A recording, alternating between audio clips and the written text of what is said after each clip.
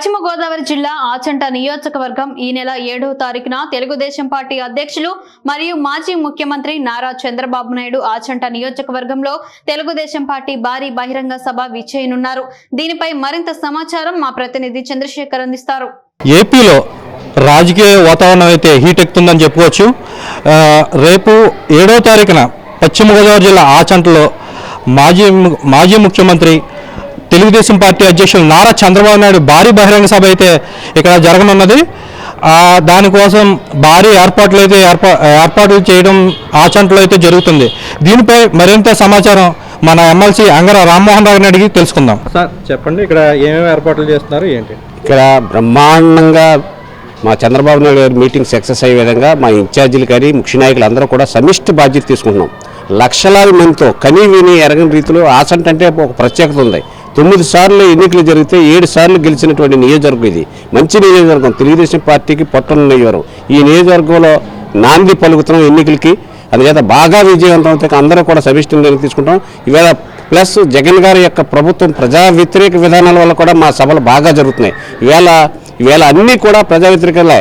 ఇవాళ వాళ్ళ ఎమ్మెల్యేలే ఆయన పట్ల, ఆయన నాయకత్వం పట్ల విశ్వాసం లేదు. ఏం చేస్తారంటే నిన్నే చెప్పారు పార్థసారథి మాజీ మంత్రి పిల్లి వరప్రసాద్ గారు.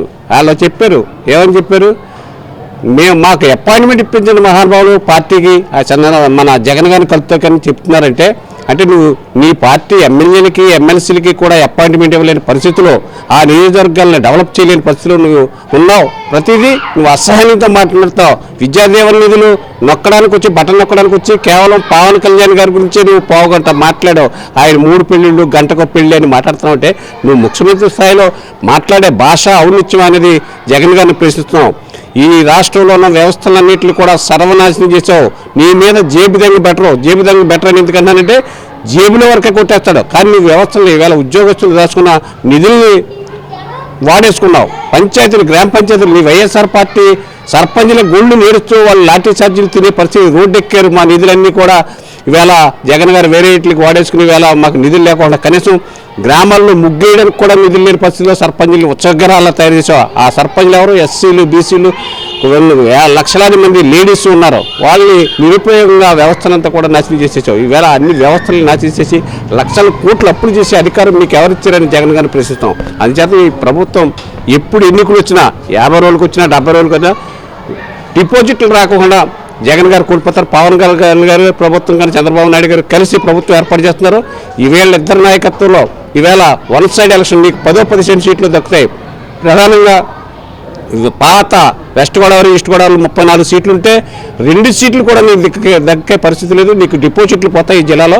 అది చేత ఇవాళ ప్రజలందరూ గ్రహించి ఎప్పుడు చంద్రబాబు నాయుడు గారు ముఖ్యమంత్రి అవుతారని కోరుకుంటున్నారనేది మా ఉద్దేశం. అది చేత ఆయన మీటింగ్ని బాగా సక్సెస్ చేయడానికి మా నాయకులందరూ పూనుకుంటాం. సుమారుగా ఇప్పుడు భారీ బహిరంగ సభకి ఎంతమంది వస్తారని ఎక్స్పెక్ట్ చేస్తున్నారు? 150,000 మందితో ఈ సభను జరిపి తీరుతాం. మేము ఇన్ఛార్జీలు కానీ, నాయకులు కానీ, ముఖ్య లీడర్స్ కానీ అందరూ కూడా సమిష్టి నిర్ణయంతో బాగా విజయవంతం చేస్తాం. మా నాయకుడు వస్తున్నాడు అంటే ఈవేళే యువగలం పాదయాత్రలో బాగా సక్సెస్ అయింది. మా చంద్రబాబు నాయుడు గారు ఎక్కడికి వెళ్ళినా బాగా సక్సెస్ అయింది. ఎందుకంటే చంద్రబాబు నాయుడు గారిని జైల్లో పెట్టాక ఈ దుర్మార్గుడి పట్ల ప్రజలు ఇంకా కోపం పెంచుకున్నారు. ఎప్పుడు వదిలించుకున్నామే తన్నే ఈ రాష్ట్రానికి భవిష్యత్తు లేకుండా అయిపోయింది. ఈ రాజధాని లేదు. ఈవేళ లక్షల కోట్లు అప్పులు చేస్తున్నాడు. ఈ అప్పులన్నీ ఎవరు తేరా? రేపు భవిష్యత్తులో యువతే. ఒక్క పరిశ్రమ వచ్చిందా? పోలవరం ప్రాజెక్టు పూర్తయిందా అనేది జగన్ గారు అందరూ ప్రశ్నించే పరిస్థితికి వచ్చింది ఈవేళ. అందుచేత ఈయన్ని ఓడించి తీరుతాం అనేది మా కోరిక. రేపు 7వ తారీఖున అయితే టీడీపీ అధ్యక్షులు నారా చంద్రబాబు నాయుడు మరియు జనసేన అధ్యక్షులు పవన్ కళ్యాణ్ గారు రేపు 7వ తారీఖున అయితే భారీ బహిరంగ సభ అయితే ఏర్పాటు చేయడం ఏంటని చెప్పింది. ఈ సభకు భారీగా అయితే 150,000 మంది పైదాకా జనసేకరణ అయితే జరుగుతుంది. భారీగా అయితే సభ అయితే జరుగుతుందని చెప్తున్నారు.